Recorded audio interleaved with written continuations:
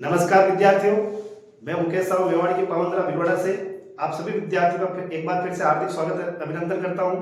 उम्मीद है आप सबकी तैयारी अच्छी चल रही होगी। हमारा जो साथियों टॉपिक चलेगा आज वो चलेगा डूंगरपुर के गोहिल शासक। डूंगरपुर के गोहिल वंश।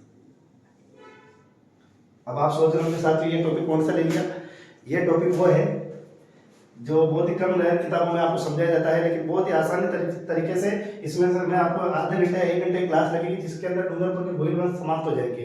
छोटी सी क्लास है, लेकिन डूंगरपुर के गोहिल वंश में बहुत सारे साथियों बहुत सारे प्रश्न अपने एग्जाम में देखने को मिलते हैं, जिसमें आपके शुरुआत करते हैं डूंगरपुर के गोहिल वंश। ज्यादा समय नहीं लूंगा आपका, आधा 1 घंटे के अंदर क्लास खत्म कर दूंगा डूंगरपुर के शासक। ये आपके पहला साल राजस्थान। जैसे आपको पता है यहाँ पे 2 जिले पड़ते हैं, एक तो है डूंगरपुर, एक है बांसवाड़ा। अभी हाल ही में नया संभाग बनाया गया बांसवाड़ा। इसमें 3 जिले हैं, बांसवाड़ा, डूंगरपुर और एक यहाँ पड़ता है प्रतापगढ़। इन 3 जिलों को मिलाकर एक संभाग बनाया साथियों, बांसवाड़ा संभाग। और हाल ही में 10 संभाग है, जिसमें से एक कौन सा है, बांसवाड़ा। इसमें 3 जिले हैं, बांसवाड़ा, डूंगरपुर और प्रतापगढ़। हम जो पढ़ेंगे आज वो कहाँ के वंश पढ़ेंगे, गोहिल वंश डूंगरपुर के। थोड़ी सी मैं पुरानी कहानी बता देता हूं आपको। चित्तौड़, चित्तौड़ आप सब जानते हो, चित्रांगन मौर्य ने बसाया था। चित्तौड़ का एक शासक हुआ करता है सामंत सिंह। कौन हुआ करता है साथियों, सामंत सिंह चित्तौड़ का शासक था। यहां पर एक जगह पड़ती है नाडोल। नाडोल का है पाली। और आपको पता है विजोलिया शिलालेख के अनुसार नाडोल को नडुल कहा गया है, और नडुल का वर्तमान नाम क्या है, नाडोल। नाडोल का है पाली। नाडोल का एक चौहान शासक हुआ करता है कीर्तिपाल चौहान। कीर्तिपाल चौहान। कीर्तिपाल चौहान कहाँ का था, नाडोल का। नाडोल का है पाली। इस कीर्तिपाल चौहान ने आक्रमण किया चित्तौड़ पर। किस पर, चित्तौड़ पर। और इस समय चित्तौड़ के शासक कौन हुआ करते थे, सामंत सिंह। सामंत सिंह यहाँ पे युद्ध हार गए, और कीर्तिपाल चौहान ने किस पर अधिकार किया साथियों, चित्तौड़ पर। कब किया, 1177 में। 1177 और 1177 में इसी समय आपके अजमेर के पृथ्वीराज चौहान का राज्याभिषेक हुआ था साथियों। ध्यान रखना, 1177 2 काम हुए थे। एक तो कीर्तिपाल चौहान ने चित्तौड़ पर आक्रमण करके चित्तौड़ पर अधिकार किया था, और इसी समय अजमेर के अंदर पृथ्वीराज चौहान का राज्याभिषेक हुआ था। अब यहाँ पे जब सामंत सिंह हार गए तो सामंत सिंह क्या करते हैं, चित्तौड़ छोड़ देते हैं, और चित्तौड़ छोड़कर वागड़ चले जाते हैं। कहाँ चले जाते हैं, वागड़। वागड़ क्यों कहते हैं, या डूंगरपुर और बांसवाड़ा को मिलाकर, प्रतापगढ़ को नहीं मिलाया जाता, डूंगरपुर और बांसवाड़ा को मिलाकर एक प्रदेश बनता है वागड़ प्रदेश। कौन सा प्रदेश, वागड़ प्रदेश। वागड़ प्रदेश डूंगरपुर बांसवाड़ा को क्यों बोलते हैं, क्योंकि यहाँ पर एक बोली बोली जाती है जिसका नाम आता है वागड़ी। क्या नाम आता है, वागड़ी। वागड़ी जिस क्षेत्र में बोली जाती है उस क्षेत्र को वागड़ प्रदेश बोलते हैं। और बोलने वाले कौन है, तो भील। कौन है साथियों, भील। क्योंकि आपको पता है भील सर्वाधिक राजस्थान में कहा रहते हैं, डूंगरपुर और बांसवाड़ा टीएसपी एरिया में रहते हैं। तो डूंगरपुर और बांसवाड़ा में सर्वाधिक भील रहते हैं। भीलों के द्वारा सर्वाधिक वागड़ी बोली जाती है। और वागड़ी अगर पूछे किस किस का मिश्रण है, तो राजस्थान और गुजरात। किसका मिश्रण है, राजस्थान और गुजरात। ऐसा क्यों, आपको पता है साथियों, भील जनजाति घुमंतु जनजाति है। घुमंतु जनजाति मतलब व्यापार करने के लिए कभी राजस्थान आते हैं, कभी गुजरात जाते हैं, मेलों में इनमें इनका व्यापार चलता है। तो ये डूंगरपुर बांसवाड़ा से सामान बनाते हैं, लोहे के औजार वगैरह, ये सारे काम उनके होते हैं। तो ये सारे भील जो होते हैं डूंगरपुर बांसवाड़ा जो गुजरात में जाते हैं। तो सीमावर्ती क्षेत्रों में जाने की वजह से वहां की भाषाएं अपने अंदर भी कुछ ना कुछ सीखते हैं, और यहाँ की बोली भी गुजरात में बोलते हैं। तो जिस वजह से भीलों के द्वारा ये बोली बोली जाती है, मिश्रण होने की वजह से ये क्षेत्र की बोली क्या कहलाए, वागड़ी। तो वागड़ी किस किस का मिश्रण है, राजस्थान और गुजरात की। ठीक है साथियों। इसके अलावा देखो तो आप, इसके अलावा देखो तो साथियों, तो आपको ये पता पड़ी क्या होगा, वागड़ प्रदेश किसको बोलते हैं, डूंगरपुर बांसवाड़ा। वापस बता देता हूँ शुरू से एक बारी। चित्तौड़ का एक शासक हुआ करता है सामंत सिंह। सामंत सिंह को पराजित किया था कीर्तिपाल चौहान ने। कीर्तिपाल चौहान कहाँ के थे, नाडोल के। नाडोल का है पाली। कब हराया था, 1177 में। 1177 में जब सामंत सिंह हार गए तो चित्तौड़ छोड़ के वागड़ प्रदेश आ गए। वागड़ प्रदेश किसको बोलते हैं, तो डूंगरपुर और बांसवाड़ा को वागड़ प्रदेश बोलते हैं। वागड़ प्रदेश क्यों बोलते हैं, तो यहाँ पे एक बोली बोली जाती है वागड़ी। और वागड़ी किसके द्वारा बोली जाती है, भीलों के द्वारा। भील सर्वाधिक कहाँ रहते हैं, डूंगरपुर और बांसवाड़ा में। और ये वागड़ी बोली किस किस का मिश्रण है, तो राजस्थान और गुजरात का। तो सामंत सिंह जब यहाँ पे चित्तौड़ आ गए थे, वागड़ आ गए थे। अब वागड़ में आने के बाद इन्होंने क्या किया, देखते हैं साथियों, बता रहा हूं आगे आगे इसको लिखा दिया जाएगा आपको बोर्ड पे। मैं लिख दूंगा ताकि आप स्क्रीनशॉट ले सकते हो बाद में।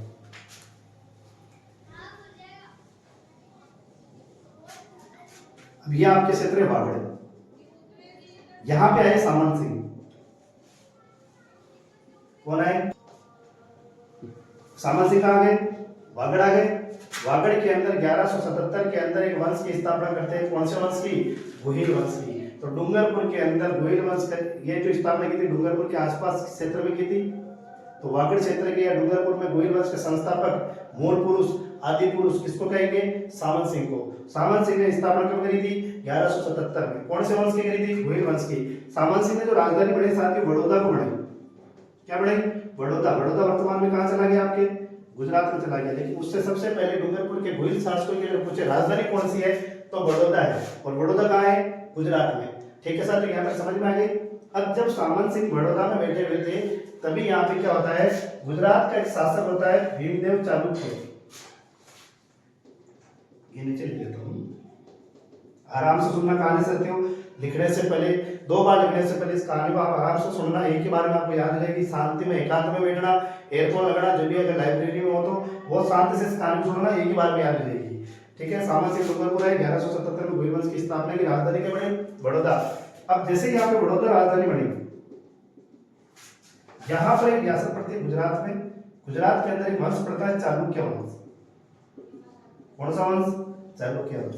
अगर आपने चौहान पढ़ा है तो चौहान के अंदर आपने उत्पत्ति देखी होगी। 4 जातियों की उत्पत्ति होती है माउंट आबू अग्निकुंड से। प्रत्यार, परमार, चालुक्य और चौहान। उसमें से एक कौन सा वंश है साथियों? चालुक्य। चालुक्य कहाँ बैठे थे? गुजरात। गुजरात का एक शासक हुआ करता है भीमदेव चालुक्य। भीमदेव चालुक्य द्वितीय। और इन्हीं भीमदेव चालुक्य को बोलते हैं मूलराज द्वितीय। मूलराज द्वितीय एक ही नाम है। हालांकि आपको पेपर में भीमदेव चालुक्य ज्यादा मिलेगा, मूलराज सकड़े बहुत कम चांस है। भीमदेव चालुक्य को बड़ौदा पर आक्रमण किया। और बड़ौदा पे शासक कौन है? पड़े सामंत सिंह। सामंत सिंह यहाँ पे भी युद्ध हार गए। सामंत सिंह जहां जाते हार जाते, यहाँ पे भी हार गए। अब सामंत सिंह जो है साथियों, जैसे बड़ौदा आते हैं चित्तौड़ आ रहे, चित्तौड़ छोड़ दिया। बड़ौदा में आ रहे, बड़ौदा ने छोड़ दिया। बढ़िया गया, कुछ और नहीं आ रहे तो वो भी छोड़ देते। फिर सामंत सिंह जो है अजमेर आ गए। कहाँ आ गए? अजमेर आ गए। अजमेर में मैंने थोड़ी देर पहले बताया था, यहाँ पे राज्याभिषेक हुआ था किसका? पृथ्वीराज द्वितीय का। पृथ्वीराज द्वितीय का आंसर है। पृथ्वीराज तृतीय का राज्याभिषेक हुआ था। और पृथ्वीराज का राज्याभिषेक होने के बाद ये सामंत सिंह नहीं रहने लगे, इनको शरण दी। बाद में एक शासक आता है, आपको पता हो तो साथियों, मोहम्मद घोरी। शिहाबुद्दीन मोहम्मद घोरी पूरा नाम है। मोहम्मद घोरी भारत आते हैं। पृथ्वीराज चौहान के और मोहम्मद घोरी के बीच में वैसे तो लड़ाई कई सारी होती है, 18 में होती है, 21 में होती है, लेकिन अपने 2 मुख्यतः लड़ाई करनी है। तराइन का युद्ध, तराइन का प्रथम युद्ध और तराइन का सेकंड युद्ध। सेकंड युद्ध कब होता है? 1192। पहला कब होता है? 1191। तो तराइन जो आपके हरियाणा में पड़ता है, तराइन के अंदर 1191 में मोहम्मद घोरी के पृथ्वीराज के बीच में लड़ाई होती है, जिसमें पृथ्वीराज जीत जाता है। और तराइन का जो द्वितीय युद्ध होता है, जो 1192 में होता है, उसमें पृथ्वीराज हार जाते हैं। और इसी युद्ध में 1192 में जिसमें पृथ्वीराज हारे थे, उसी युद्ध के अंदर सामंत सिंह की क्या हो जाती है? मृत्यु हो जाती है। और यहाँ पे 1177 में जो राज्याभिषेक होता है डूंगरपुर के अंदर, वो चल के कब खत्म होता है आपके साथियों? 1192। इसका मतलब हमें ये पता पड़ता है, जब पृथ्वीराज का राज्याभिषेक हुआ था उसी समय सामंत सिंह का डूंगरपुर में राज्याभिषेक हुआ था। और जो पृथ्वीराज की मृत्यु होती है तराइन के द्वितीय 1192 में, उसी के अंदर आपके सामंत सिंह की मृत्यु होती है। ठीक है साथियों, इसको लिख लेते हैं एक बार आप। ठीक है साथियों, ठीक है साथियों, इसको मिटा देते हैं एक बार और लिख लेते हैं आपको। अगर आपको तो मैं आगे बढ़ा दूं, पर आप कैसे करोगे मुझे पता ही नहीं है, क्योंकि मैं तो सोशल मीडिया पे हूँ और कमरे में अकेला हूँ अभी। तो आप जब कमेंट कर देना, ठीक है ना सर, अगर आगे बढ़ना हो तो। अभी वाला लिख लेते हैं, वागड़ के गोहिल वंश।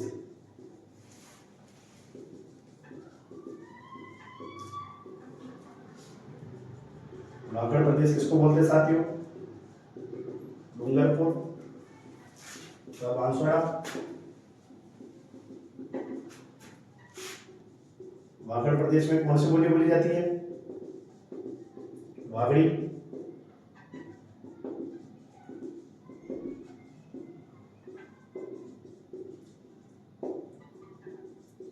वागड़ी सर्वाधिक भीलों के द्वारा बोली जाती है, भीलों के द्वारा बोली जाती है। भील सर्वाधिक कहाँ रहते साथियों? डूंगरपुर प्लस बांसवाड़ा। प्रतिशत के हिसाब से जाओगे तो शायद मेरे हिसाब से जनगणना में देखोगे तो प्रतिशत के हिसाब से सर्वाधिक बांसवाड़ा में होते हैं। ये सर्वाधिक डूंगरपुर बांसवाड़ा। पहला कौन है? सामंत सिंह 1177 से 1193। 93 में कहाँ के शासक थे? 93 में चित्तौड़ के शासक थे। चित्तौड़ के शासक थे। नाडोल, नाडोल का है पाली, नाडोल के कीर्तिपाल चौहान ने, कीर्तिपाल चौहान ने सामंत सिंह को पराजित किया। सामंत सिंह को पराजित किया। सामंत सिंह चित्तौड़ छोड़कर, सामंत सिंह चित्तौड़ छोड़कर, क्या हो रहा है, बहुत गलती हो रही बच्चों, चित्तौड़ छोड़कर वागड़ा में 1177 में वागड़ में गोहिल वंश की स्थापना की।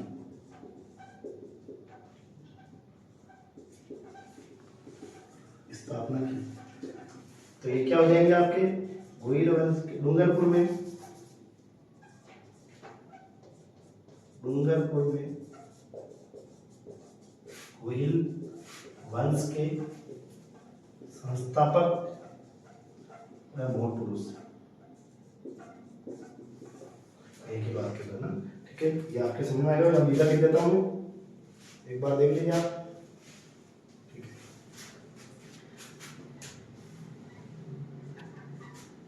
डूंगरपुर में गोहिल वंश के संस्थापक मूल पुरुष। राजधानी क्या बनाई इन्होंने? राजधानी बनाई इन्होंने बड़ौदा।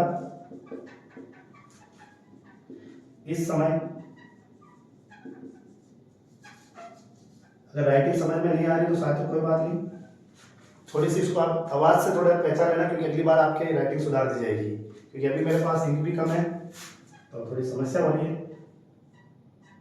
इस समय गुजरात के शासक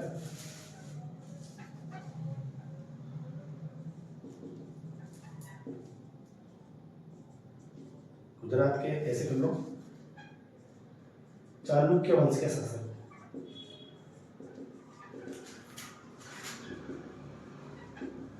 भीमदेव द्वितीय थे। भीमदेव द्वितीय ने बड़ौदा पर आक्रमण किया। बड़ौदा पर आक्रमण किया, सामंत सिंह को पराजित किया।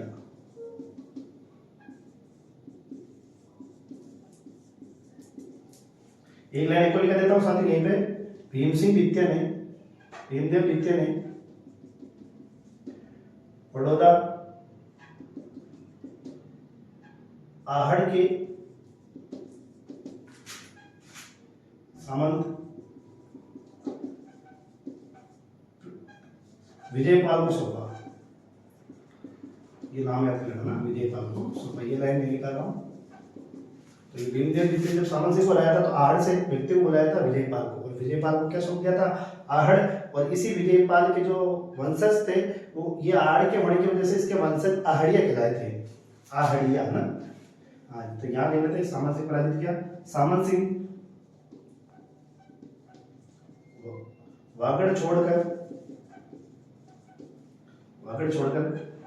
अजमेर चले गए।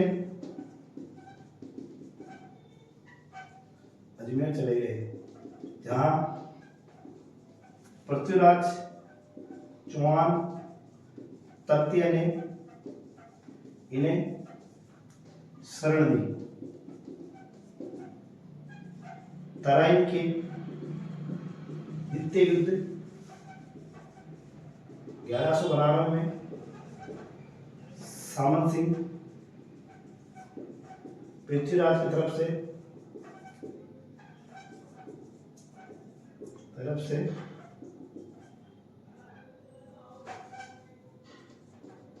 लड़ते हुए वीर गति को प्राप्त। ठीक है साथियों, ये आपके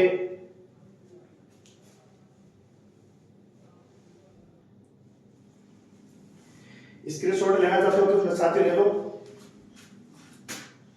ठीक है, वागड़ प्रदेश, डूंगरपुर, बांसवाड़ा, वागड़ प्रदेश में कौन सी बोली बोली जाती है? वागड़ी। वागड़ी सर्वाधिक किसके द्वारा बोली जाती है? भीलों के द्वारा। भील सर्वाधिक। डूंगरपुर, बांसवाड़ा, सामंत सिंह कब है? 1177 से 1192 में। प्रारंभ में चित्तौड़ के शासक कौन थे? सॉरी, चित्तौड़ के शासक थे, लेकिन नाडौर पाली के कीर्तिपाल चौहान ने इनको हराया और ये हार कर कहाँ गए? वागड़ आ गए। वागड़ के अंदर 1177 में गोइल वंश की स्थापना की और डूंगरपुर में गोइल वंश के संस्थापक पूछे तो कौन जाएंगे आपने? सामंत सिंह जी। राजधानी क्या बनी? बड़ौदा। इस समय गुजरात के शासक चालुक्य वंश थे और उनके शासक कौन थे? तो भीमदेव द्वितीय। भीमदेव द्वितीय ने बड़ौदा पर आक्रमण किया, सामंत सिंह को पराजित किया। अब भीमदेव द्वितीय ने जैसे बड़ौदा पर अधिकार किया, ये बड़ौदा कहाँ के किसको सौंपा? तो विजयपाल को। विजयपाल कहाँ के थे? आहड़ के। सामंत सिंह वागड़ छोड़कर कहाँ चले गए? अजमेर। अजमेर में किसने शरण दी थी? पृथ्वीराज चौहान तृतीय ने शरण दी थी और तराइन के द्वितीय युद्ध में 1192 में लड़ते हुए वीर गति को प्राप्त हुए साथियों। ठीक है, उम्मीद है एक बार स्क्रीनशॉट ले लीजिए, फिर मैं आपके आगे बढ़ा देता हूं।